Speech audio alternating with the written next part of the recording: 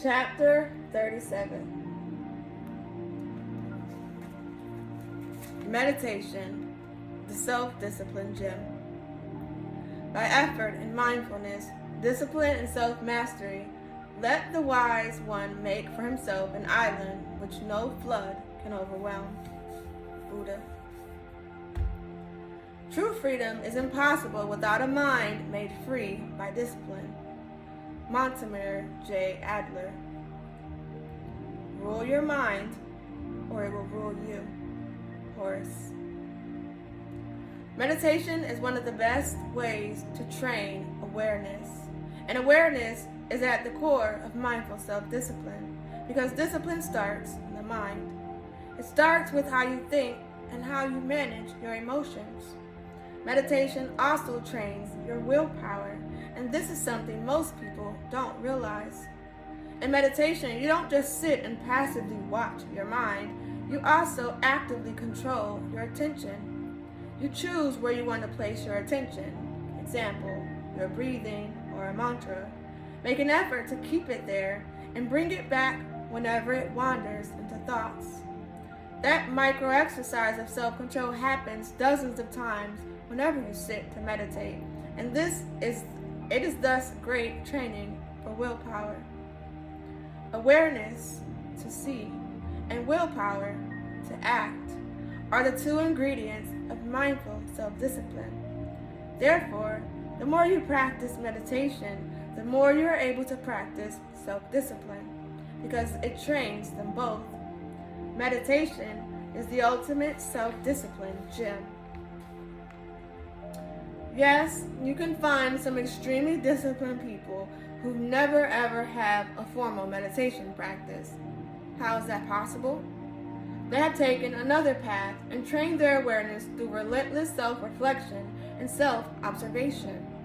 Or they overcompensated lack of awareness through forcefulness and by sticking to supportive environments. They are, however, often unable to translate that self-discipline to other environments or areas of life. Meditation is an easier path to self-discipline. It is less forceful and more direct. And it also brings with it several scientifically proven benefits to your health, relationships, and well-being.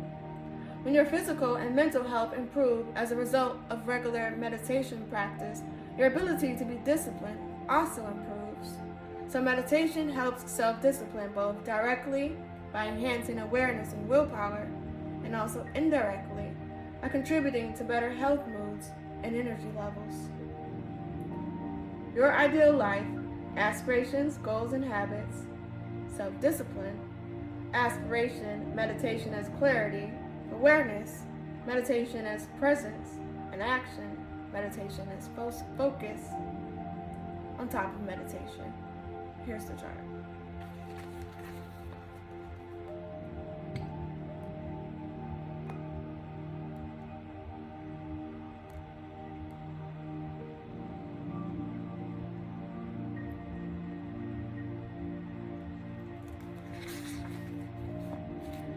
In the awareness pillar, you've learned a very simple meditation exercise, chapter 16. Now we will dive deeper into the topic so you understand better what meditation is, its benefits for self-discipline, and how it deepens the practice with its three pillars of meditation. While a comprehensive presentation of the topic is beyond the scope of this book, the next few pages will equip you with the concepts you need to understand what you are doing and know how to move forward from here. Meditation 101. Let's start by going through some of the basics, such as what meditation is and the different types of techniques. Meditation is a mental exercise that involves relaxation, awareness, and focus. Meditation is to the mind what physical exercise is to the body. The practice is usually done individually in a still, seated position and with eyes closed. Meditation thus often involves bodily stillness. There are also ways to do walking meditation and to integrate mindfulness into other activities. We could call this dynamic stillness. Awareness, focus, stillness, and relaxation are in this meditation circle.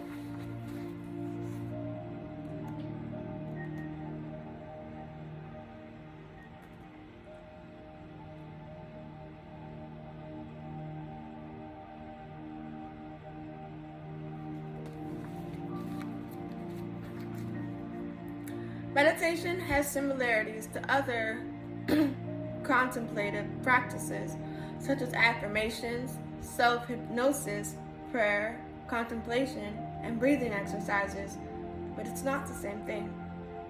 Meditation originated in India a very long time ago. The oldest documented evidence of the practice is from wall arts in the Indian subcontinent from approximately 5,000 to 3,500 BCE, showing people seated in meditative postures with half-closed eyes. The oldest written mention of meditation is from 1500 BCE in the Vedas. In the following centuries, all over the world, most of the spiritual and philosophical traditions of mankind developed their own forms of meditation. The English word meditate actually means to think deeply about something. However, when Eastern contemplative practices were imported to Western culture, this is the term that was used to define them, for lack of a better word. Nowadays, meditation refers more to the exercise of focusing your attention than that of reflecting deeply. For practicing meditation, you don't need to be religious, hold any special benefits, or sit in an exotic, difficult pose. Meditation is not a selfish indulgence, nor an invitation to run away from life. Quite the contrary. It is an essential practice to keep yourself healthy, sane, and well. Finally, meditation is for everybody, not only for calm people or for monks who can empty their minds. You don't need to be a calm person in order to meditate, just like you don't need to be strong in order to go to the gym. The different types of meditation. There are hundreds of different styles of meditation. In general, however, we can classify them all into 4 categories according to the way we use our mind in the practice. The first one is concentration meditation, known as focused attention in the scientific literature. This is most commonly known and practiced style of meditation. You focus all of your attention on a single object. Moment after moment, the attention is narrow and deep. The object chosen for the practice could be almost anything. The most commonly used ones are the physical sensations, breath, a sound, mantra, a feeling, example, loving kindness meditation, a part of your body, example, chakra meditation, an image, visualization, or a physical object that you gaze upon, example, a candle flame. The second, more common type is an observation meditation, known as open monitoring in the scientific literature. Here, the attention is not focused on any particular object, but monitors the panorama of the present moment experience. You observe the different sensory inputs, sounds you hear, sensations in the body, etc., and or what is going on inside your mind, thoughts, feelings, memories, etc. The attention is wide and shallow. Mindfulness, inner silence, and some styles of VIP, ASSANA fall into this category. The third category of meditation styles is relaxation meditation. In this type of practice, the goal is not necessarily to train your attention, but to arrive at a deep state of rest and relaxation.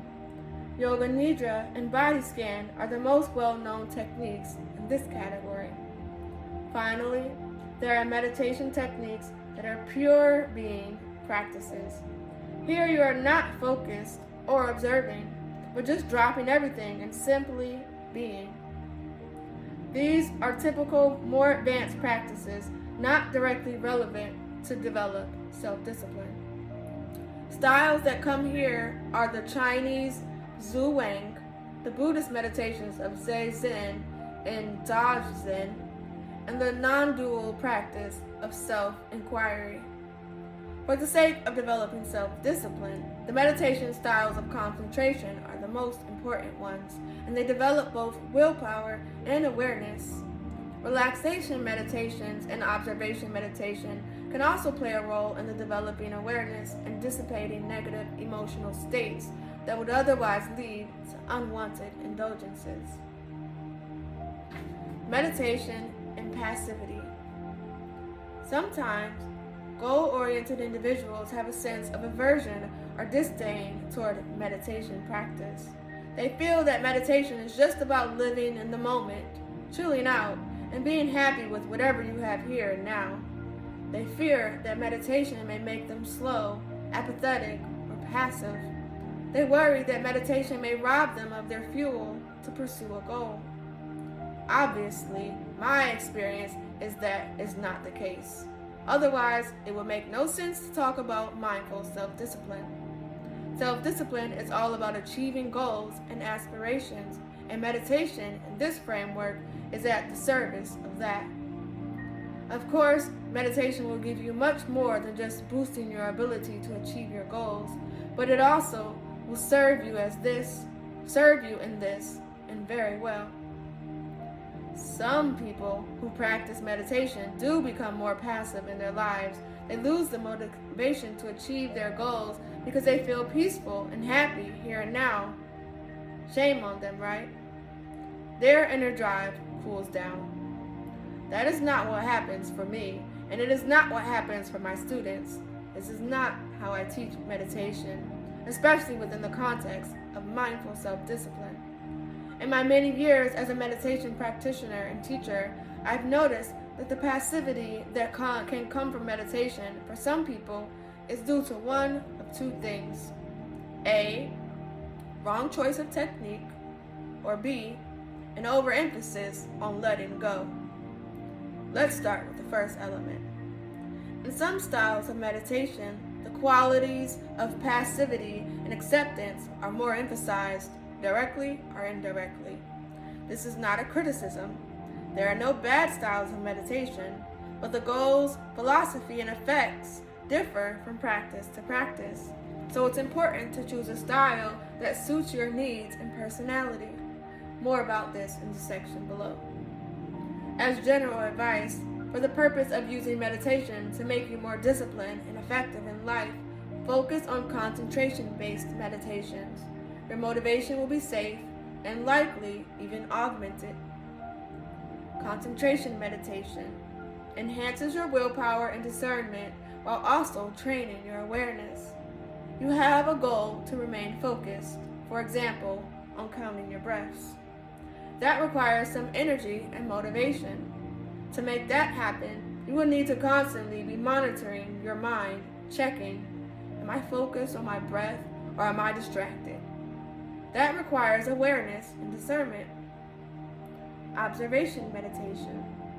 On the other hand, while also powerful in developing awareness, it can lead to a state where you are just see all things equally and don't feel pulled to move in any particular direction anymore.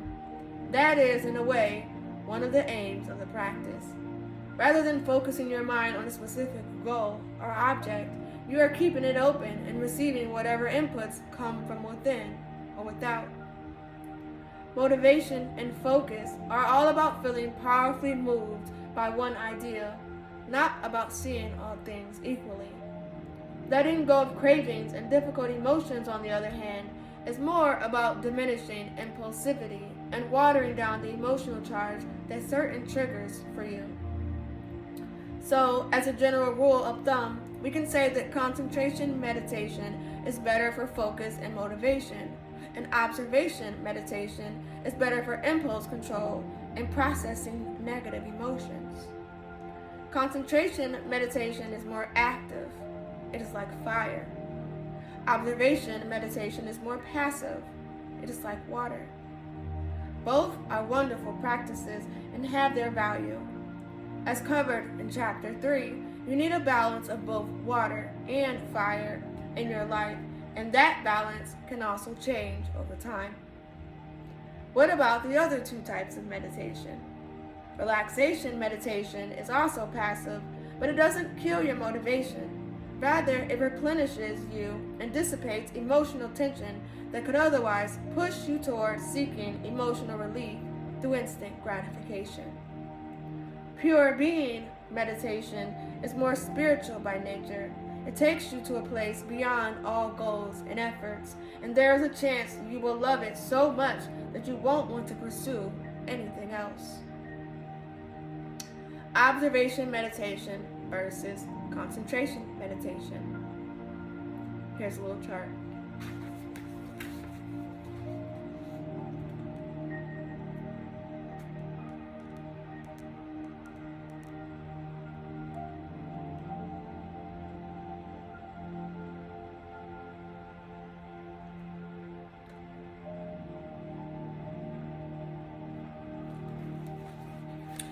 Under observation meditation, there's exercises awareness and acceptance, dissipates negative emotions, attention is broad and shallow, and all things are equally.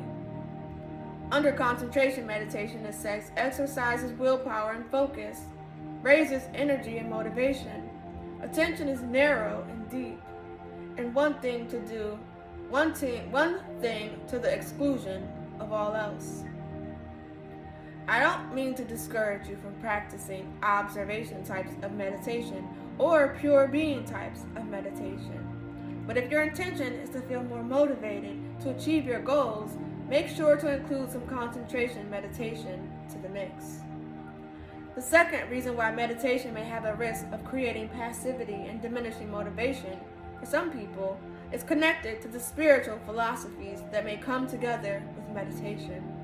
Depending on how you learn to meditation, what teacher or group you go to, there may be too much emphasis on the letting go and contentment aspects of meditation. Thinking about the future is discouraged. You only have to be in the present, always. In other words, too much water, not enough fire. This could be the result of some of the monastic origins of that particular style of meditation and their world-denying tendencies, or of the escapist intentions of certain practitioners. Whatever style of meditation you practice, though, one thing can happen. Your goals will evolve. The awareness that comes from the practice may make you realize that you were seeking the wrong things and that you were not on the best path. Knowing this is valuable. Ideally, you would want to know that you were climbing the wrong ladder before going all the way to the top. This realization then opens space for deeper and truer goals to emerge from within you, goals that, once achieved, will truly make you happy. In summary, one of the ways people teach meditation out there may make you passive and less motivated. That is not the way meditation is taught in this book. In my personal practice, in my teaching, meditation is not just about peace, but about empowered peace. Meditation has to be useful, not for you to love what you get, acceptance, but also for you to get what you love, empowerment. This is the balanced way of practicing meditation, where you live in the world. This is the way of mindful self-discipline. Meditation benefits for self-discipline. All of humanity's problems stem from man's inability to sit quiet in a room alone. Blaise Pascal. If Pascal said that in the 17th century, imagine what he would say today, when most people can't spend 1 minute alone without unlocking their phone and scrolling through something. Ideally, a study from the University of Virginia found that many people would rather be electrically shocked than left alone with their thoughts. No wonder then that some people have an aversion to meditation. Meditation is a way to sit quietly in a room alone in a very purposeful way. I'm not sure I agree with Pascal that meditation will solve all humanity's problems, but one thing I know, it will help you solve your self-discipline problems. There are more than 4,000 scientific studies showing the benefits of meditation for physical health, mental performance, relationships, and emotional well-being. In this chapter, we will only briefly cover the ways that meditation boosts your self-discipline. You can check the scientific references for these at the end of the book. Meditation improves your memory. In our modern life, our brain's working memory is usually full. We have too much input coming from all sources, too much information. When our brain is thus busy, it is hard to keep in mind our goals and aspirations, our contentments and resolutions. There's no space left, so we forget them. And as a result, we don't make the best decisions. We don't constantly act based on our long-term goals because they are not top of mind. By improving your memory, meditation also helps you be more on track with your goals. Meditation improves your moods, decreases stress, and increases your baseline happiness. It does this, among other things, by decreasing the size of the amygdala, which is the part of the brain responsible for stress, anxiety, fear, and anger. As we saw in chapter 21 and 28, the main reason why we procrastinate and the main reason why we don't persevere in our goals are both the same. We want to avoid experiencing some form of mental or physical pain, or emotional pain. If you experience less emotional pain, or if you know how to embrace it when it comes, you won't need to procrastinate.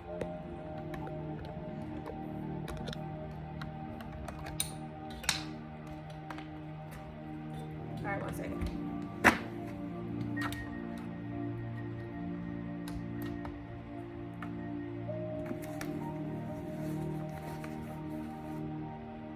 Meditation creates a greater sense of well-being, which makes you more content and happy with yourself.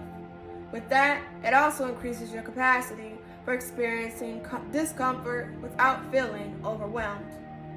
This works as an effective buffer against life challenges, making us more resilient and capable of going through difficulties without procrastinating or needing to distract ourselves. Meditation also gives you the ability to pause more in your life, to be less distracted, to zoom out and get clarity. It creates more space inside you, more space for your goals and aspirations. It allows you to master your mind and master your life. Let's now unpack these benefits. Meditation gives you the pause superpower. Meditation trains you to pause, which then allows you to zoom out and see things more clearly. This is one of the key benefits of meditation for self-discipline. During meditation, we practice slowing things down, observing our mind, and pausing whenever we get entangled in our thoughts, memories, or feelings. This ability to pause and zoom out is one of the superpowers gained through meditation, and it helps you with self-discipline big time. How? Whenever you are facing distractions or temptations in your daily life, you then have the ability to pause and zoom out, rather than act on impulse and then regret your decisions. Rather than fighting with your impulses, which taxes the brain, meditation teaches you to be aware of them, accept them, and still remain in control. This not only saves you energy, but is more effective. It shows you that there is a difference between experiencing an impulse and acting on it. When that space between you and your impulse is present, by virtue of your meditation practice, then you have freedom to act on it or not. You are in control. As a result, you can stay on track with your goals and good habits without needing to shame yourself or use forceful repression. The fact that you crave sugar does not mean that you have to go and grab a pot of ice cream right now. The fact that a cold shower is uncomfortable doesn't mean you can't do it. The fact that your research project is boring doesn't mean you have to procrastinate it. The fact that you are tired doesn't mean you can't go for a run. The fact that you failed doesn't mean you need to give up. The impulse or emotion is one thing. The action is something else. Your ability to pause gives you the space between the two. This space is the space of your freedom. Whether your impulses and emotions are weak or strong, you can always claim back your power and exercise your freedom. It almost doesn't matter how strong the craving is, so long as there is space of pausing and the objective distance it brings. Pausing allows you to live by design, not by default. This is what mindful self-discipline is about. If you can't pause and see, you can't apply any techniques from this book, or from any other personal development book for that matter. It all starts with pausing and being aware. Because nothing can be done when you are living in automatic mode, unconscious, in the reptilian brain. In that state, you are just reacting to the environment, and your future will be a repetition of your past. Meditation helps you disconnect the emotion, impulse, from the action. It turns out that this is more effective for managing cravings than forceful willpower. Indeed, there are scientific studies showing that mindfulness-based eating programs have a much longer-term effect than trying to change your diet without using mindfulness. Mindfulness training has been shown to help you to limit the amount of unhealthy food you eat, alcohol you drink, and cigarettes you smoke. It also helps you increase the amount of physical exercise you do. These habit changes created by mindfulness are also proven to last longer than if you try to change habits without including mindfulness. Meditation creates space. Meditation helps you to slow down. It allows you to have fewer thoughts and more space inside you. This is essential for self-discipline because if your mind is constantly busy with a multitude of needless thoughts, it will be very difficult for you to be aware of your goals. If you are not aware of your goals, it will be unlikely that you will make decisions that are in harmony with them. We all saw above, meditation improves your memory, both the long-term and the short-term memory. Improving long-term memory is good for learning, but it's the improvement of short-term memory that we are most interested in for the sake of boosting your self-discipline. Scott H. Young, in his mega article, The Complete Guide to Self-Control, explains the phenomenon well. For a self-control conflict to happen, you need to be acutely aware of your long-term goals at the same moment as you decide whether to indulge or not. In other words, you need to actively think about your goal to be healthy when you're faced with a dessert. If you can't do that, then you'll indulge by default, without even knowing that there was a conflict in the first place, unless you've formed a different habit. To be able to keep your goals in mind, you must have sufficient available working memory capacity. Working memory is your mental bandwidth. It holds together information about the present so that you can weigh different options and make decisions. The problem with working memory is that its capacity is limited. It fills up very quickly. It can only hold 4 to 7 items, letters, words, numbers, etc. at the same time. In other words, when our mind is constantly busy, we don't keep up with our commitments, resolutions, values, and goals. There is not enough space in the mind for that.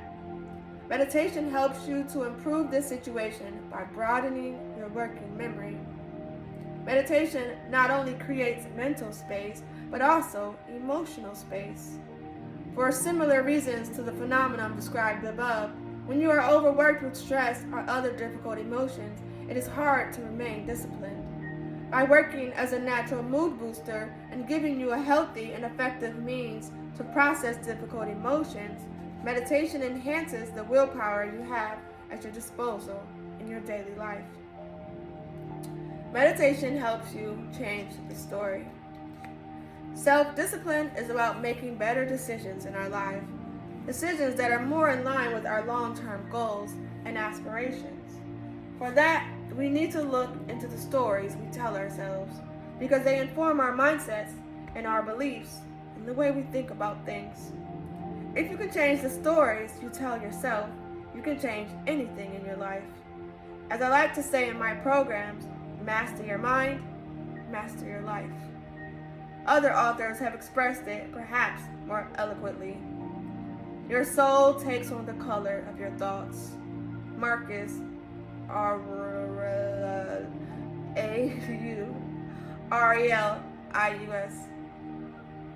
If you change the way you look at things, the things you look at change. Dr. Wayne Dyer. The stories you tell yourself form your identity. They are your repeated and unquestioned thought patterns about who you are, what the world is like, and how things work. The most important thing to realize here is that they are not truths, they are habits that were learned. You absorb them from people around you. This is important to realize because these stories can be empowering or disempowering. They can be positive or negative, pleasant or unpleasant, helpful or unhelpful. Thought patterns such as, I can't do this, or I'm not good enough, if I fail, it would be a disaster, are disempowering and can hold you back from your goals. The good news is that you have the power to change them. Your thoughts are not truths, they are opinions. They are habits. As you practice meditation, this becomes clear, not as a concept, but as an experience. This, for me, is one of the greatest gifts of meditation practice. Since your self-talk, beliefs, and mindset are just habits, then they can be changed. They can be unlearned. How do you break a bad habit? By not doing it anymore and replacing it with a better habit. It's the same with habits or thoughts. You unlearn them by not paying attention to the old ways of thinking, letting go, and replacing them with healthier and more useful ways of thinking, focusing. Here again is the value of meditation on the journey of self-discipline. Meditation teaches you how to let go and how to focus by teaching you how to control your attention. The voices inside of you that stop paying attention to the weak will weaken and eventually disappear. The voices that you pay attention to will strengthen and come to life. I call this the law of attention. Attention gives life to whatever it touches. What are you paying attention into existence in your life? When the voice of fear comes up saying, don't do that, you will fail and it will be horrible, you have a choice. You can listen to it, believe it, and follow it by not taking action. Or you can ignore it, let it be there in the corner, and take action anyway. You can even deliberately bring up the voice of courage in you and feed it with your attention. You may not be able to control the voices that come up, nor the stories they tell, but you can choose what you do with them. Meditation helps you recognize these voices, their origins, and the effects they have on your life. It gives you the power to decide which voice gets the mic and for how long. With that power, living a life of purpose and well-being becomes easier. We need to have a deep look inside our minds and change whatever patterns are holding us back. Why? Because often the mind is the boss. We do what our mind tells us to do. Meditation helps you become the boss of your mind, or at the very least, a caring friend that it will listen to and sincerely try to help. How much easier will it be for you to achieve your goals if you can stop listening to the narratives that hold you back and be moved by empowering self-talk instead? Meditation enables you to do that. Meditation optimizes your brain.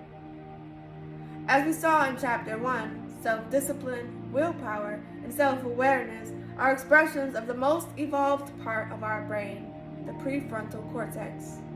The prefrontal cortex is the seat of rational thought and conscious decisions. It is the part of the brain responsible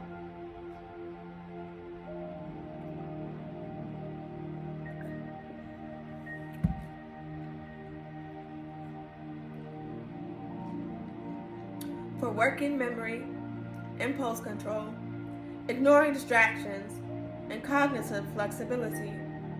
On the other hand, what often prevents us from acting in harmony with our better knowledge are our impulses and emotions, which come from the reptilian brain. When you are stressed, angry, or anxious, your prefrontal cortex goes offline, and then you operate from the reptilian brain. Self-discipline is not possible from this point. Several studies show that meditation practices increases gray matter in the prefrontal cortex and diminishes amygdala activation. See references at the end of the book. How much meditation is needed for that? Some researchers found that a total of just 3 hours of meditation practice led to improved attention and self-control. After 11 hours, researchers could see those changes translated into subjects' brain structures. The value of meditation for self-discipline then becomes obvious. It makes it easier by working on both sides of the equation.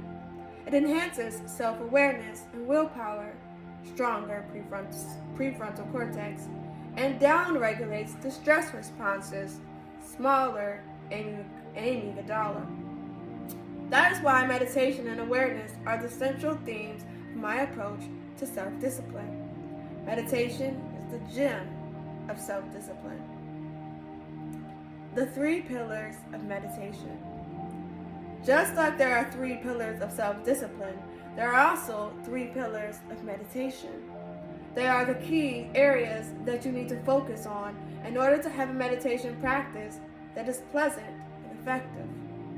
If you have those 3 pillars in your life, your practice will flourish and you will experience the benefits. But if you don't, even if one of them is missing, then the benefits you get will be limited.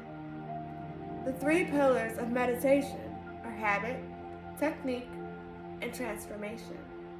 In short, you need to practice meditation daily with the optimal technique and approach, and then apply the skills you got from meditation to transform your daily life. Here's a little chart.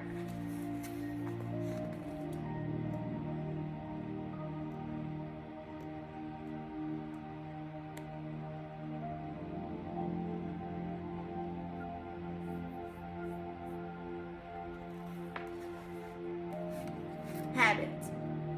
Meditation is not like physical exercise where you can get away with practicing only 2 or 3 times a week.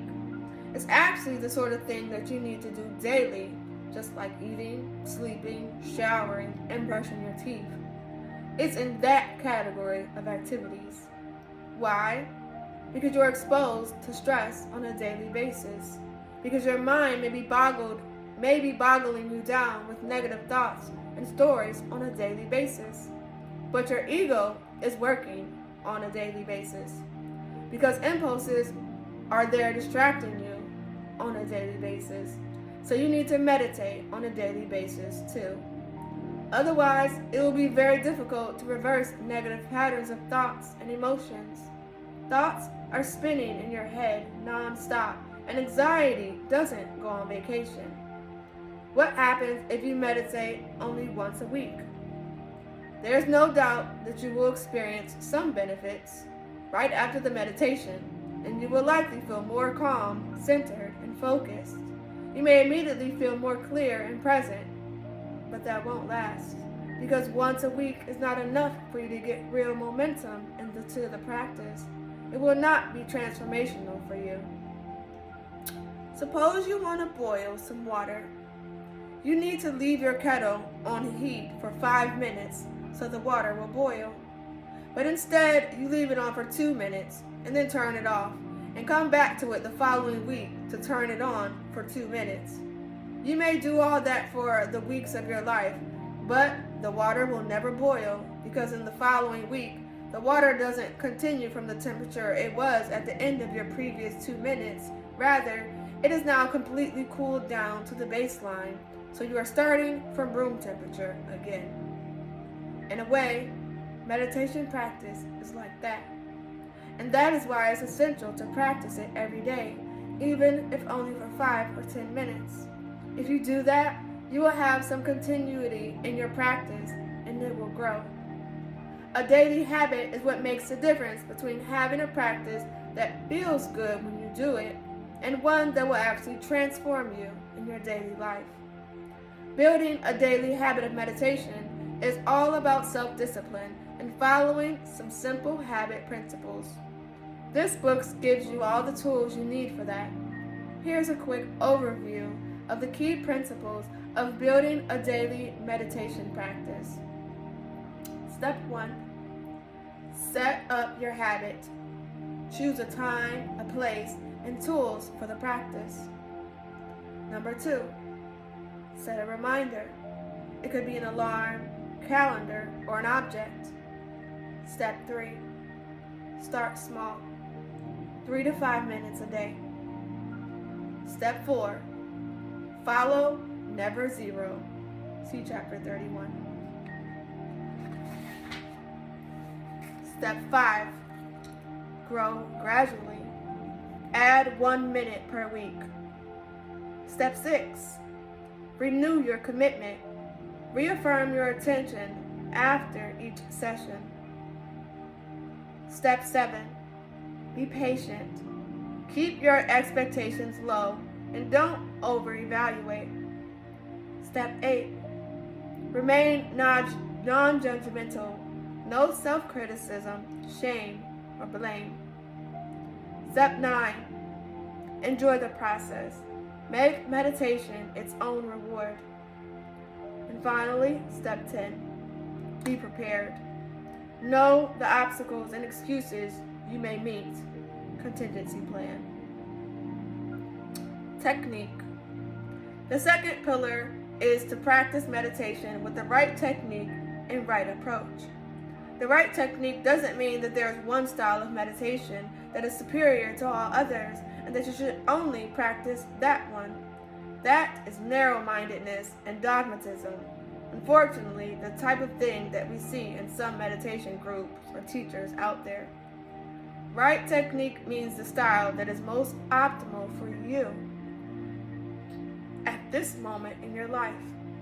As mentioned above, there are hundreds of styles of meditation, and each of them has a different focus, process, and benefits. When most people think of meditation techniques, what comes to mind is either watching their breath or repeating a mantra. Those techniques are great, and they do work for some people, but not for everyone. Maybe those practices even work okay for you, but until you experiment with a variety of styles, you can't know if there is a more effective technique out there for you. The good news is that meditation is an incredibly vast and flexible practice. There is a great variety of methods developed by different contemplative traditions over more than 3,000 years. They were developed not because the monks were bored, but because different people had different needs and temperaments. Some techniques may make you feel too passive, while others may energize you, make you feel more centered, while others may make you feel more spaced out or detached. Will lift your energy, good for those with depression, while others will ground your energy, good for those with anxiety. Are more suited to improve work performance and concentration. Others may be better for exploring the spiritual side of meditation. Are easier for people who are more visual by nature, while others are better for people who are predominantly auditory or kinesthetic. There is no one size fits all in meditation, yet that is the way it is often taught. Most teachers and courses teach you only a couple of techniques. In fact, it is safe to say that there are as many meditation techniques as there are different types of sports and diets. Now imagine the problem if everyone was only taught either basketball or running, or if everyone was given the same type of food, regardless of their preferences, health conditions, and allergies. While most meditation techniques share a great number of common benefits, there is still a big difference between practicing a technique that works for you and practicing a technique that is optimal for you. Just like there's a big difference between an okay job and your ideal job, or an okay house and your ideal house. It is beyond the scope of this book to explore the main styles of meditation and how to choose the ideal practice for you. Besides, a book is not the best way to go about this process. Ideally, you would want to use guided meditations or be mentored systematically by a teacher knowledgeable in the different styles of meditation. Of course, you can also do this by yourself by doing your own research. In any case, the bottom line here is that there are many different styles of meditation, and discovering the right one for you matters a lot. Meditation is something we will ideally practice for the rest of our lives, so it isn't worth it to spend some time in the beginning making sure we have the best technique for us. Therefore, don't skip this step. Experiment with different techniques and philosophies for some time and see what resonates and move the needle for you the most. Transformation. The third pillar is transformation or integration, applying the meditation skills to daily life. Meditation is not only what you do while you're sitting on a cushion for a few minutes every morning. It needs to be applied to your daily life. When that happens, the benefits multiply, and you experience the real goal of the practice, self-transformation. The key message of the transformation pillar is that your daily life is an extension of your meditation, and your meditation is the foundation of your daily life. You need them both. It is true that if you practice meditation daily with the right technique for you, that over time some things will automatically begin to change. The way you see the world, the way you see yourself, how you react to people around you, all will change. But this process can be greatly accelerated if you do it on purpose. And this is what the third pillar is about, applying the insights and qualities that you experience in meditation to the rest of your life. It is taking meditation beyond the cushion. In your meditation sessions, you develop important skills such as pausing, self-awareness, focus, willpower, calming down, zooming out, letting go of unhelpful thoughts, managing emotional states, and self-acceptance. What is the most important skill of meditation that you want to integrate into your daily life? And how are you going to do it? You need to remember it constantly and make use of it. That requires self-discipline. This whole book, in a way, an unfolding of the transformation pillar is an unfolding of the transformation pillar of meditation. It brings together all the skills listed above into daily exercises that you can use to live better, transform yourself, and achieve your goals.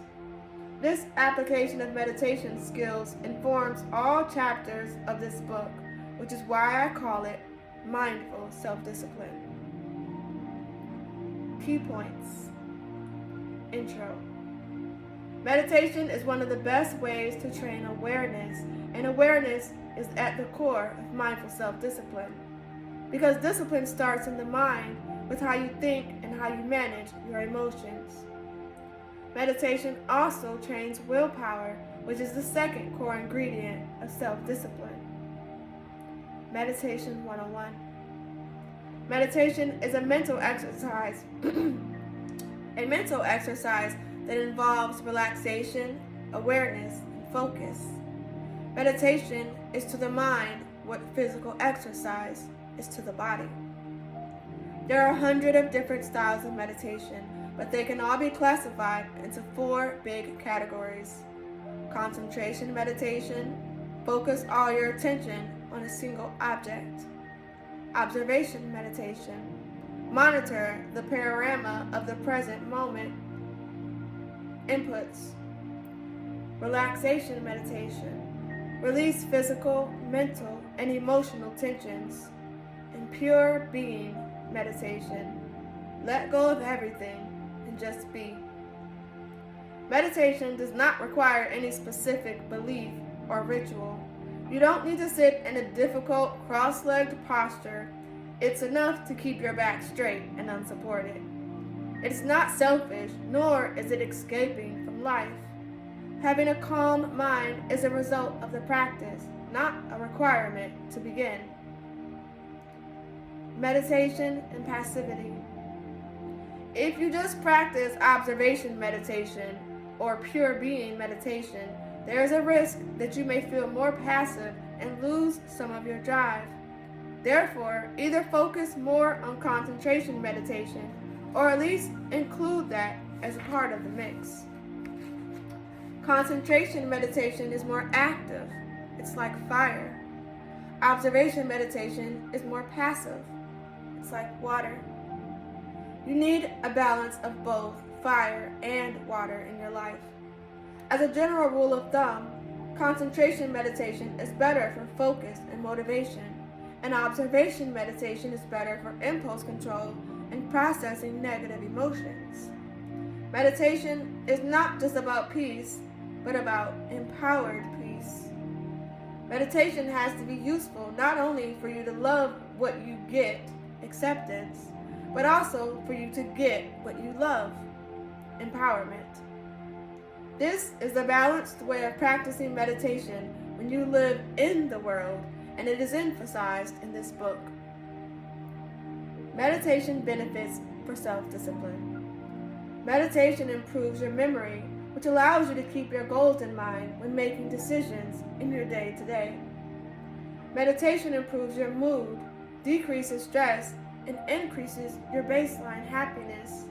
This makes you more resilient against the negative emotions, procrastination, and giving up.